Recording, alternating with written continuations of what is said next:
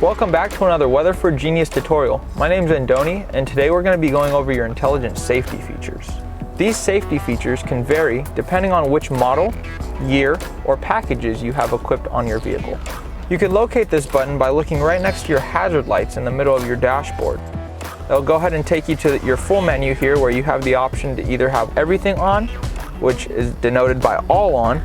You can have individual settings that you've set yourself, or you can have everything off.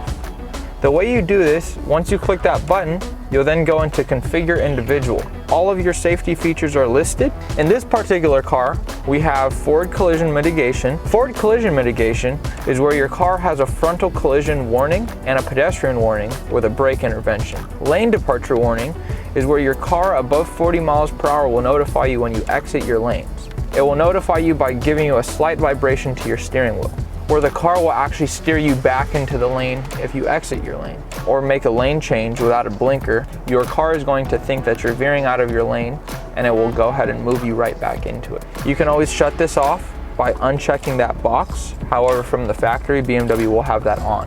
To get rid of that, you want to make sure that you use your signal when changing lanes, or you can shut off steering intervention. Now keep in mind, these lanes are only red when you notice that you have markings on both sides. Now with active blind spot detection, as long as you're going above 15 miles per hour, you'll notice that on the edge of both of your exterior side view mirrors, you'll see a little light light up when someone is in your blind spot.